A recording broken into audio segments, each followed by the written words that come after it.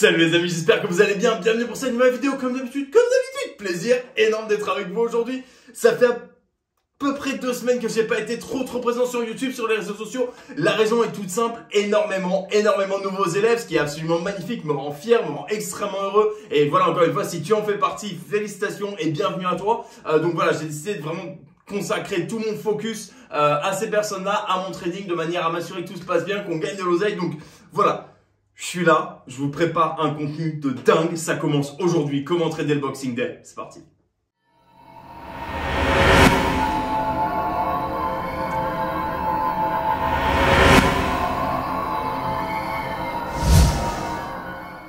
Avant de commencer les enfants, comme d'habitude, n'oubliez pas de vous abonner à la chaîne, cliquez sur la petite cloche des notifications. Voilà, j'essaie de vous apporter un maximum de contenu en permanence pour vous écarter un maximum des paris sportifs traditionnels dégueulasses, vous mettre sur le chemin du trading sportif, vous mettre sur le chemin de vraiment commencer à gagner de l'argent grâce à votre passion. C'est ici que ça se passe, meilleure chaîne et de très loin. C'est parti. Bon, avant de vous dire comment mes élèves et moi allons trader le Boxing Day, je vais vous dire comment ne pas parier sur le Boxing Day, ou alors comment faire pour perdre un maximum d'oseille sur le Boxing Day. Voilà, je le rappelle, c'est les matchs qu'il y a juste après la période de Noël, entre Noël et Nouvel An, en Angleterre notamment. Et voilà, rivalité de dingue, beaucoup d'actions, voilà, il se passe plein de choses. En général, des matchs magnifiques, les stades sont pleins, etc. Donc voilà, grosse ambiance, donc très important en Angleterre.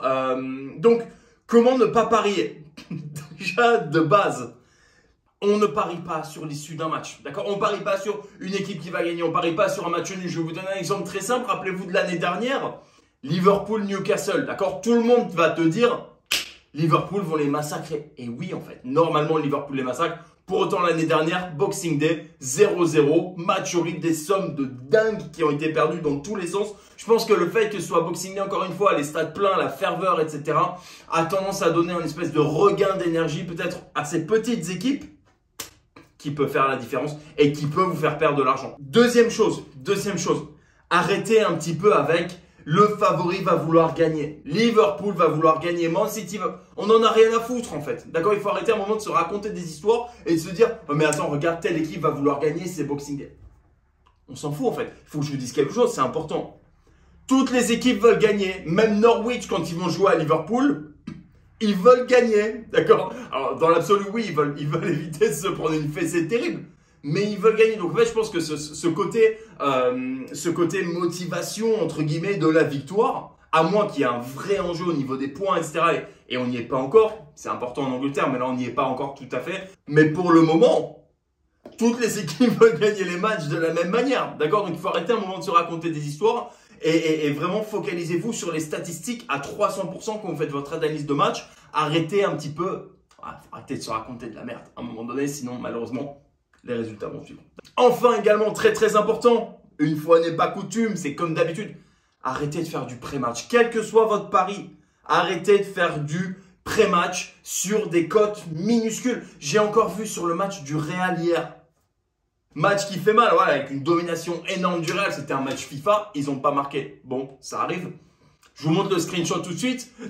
Ça a circulé sur un de mes groupes, on me l'a montré. Quelqu'un qui a parié 745 € sur plus 0,5 buts pour gagner moins de 40 balles de profit. Chut, perdu bébé. Merci, au revoir, ciao, bonsoir. Jamais, même si vous dites que les probabilités sont dans votre sens, etc. Cote à 1,05, quel que soit le pari que vous placez, il y a énormément de gens qui parient sur les corners, sur le nombre de tirs, sur plus 0,5 en début de match. Ouais, mais regarde, c'est bon, c'est du tout cuit, c'est le Real. La preuve que non, en fait. La preuve que non. Vous voulez perdre de l'oseille, c'est comme ça qu'il faut faire.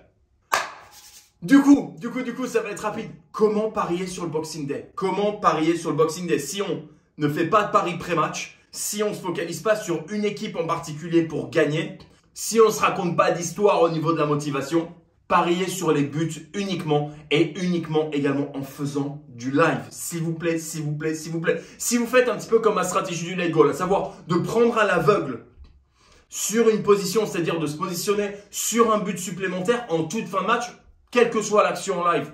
Pourquoi pas? C'est très bien, ça fonctionne, super. Pour autant, pourquoi est-ce que ça fonctionne sur le long terme? Parce qu'on focus sur le risque par rapport à la récompense. D'accord? On risque en général 1 pour gagner 5.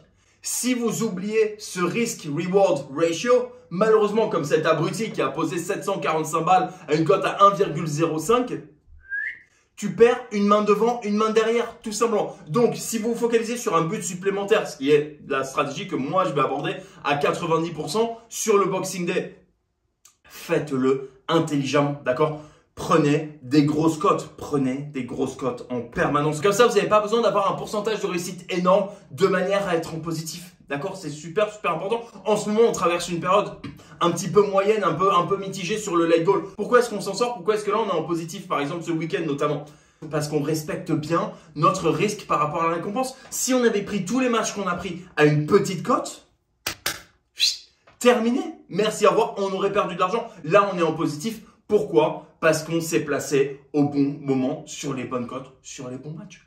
Tout simplement, d'accord? Tout simplement. Donc, essentiel. Pas de pré-match, vous ne focalisez pas sur une équipe en particulier. Arrêtez avec les 2 équipes marques et tous ces paris bidons avec des cotes horribles. Si jamais ça passe pas, t'es mort. Focalisez-vous sur les grosses cotes. C'est comme ça qu'on gagne de l'oseille. C'est comme ça que tu vas gagner de l'oseille.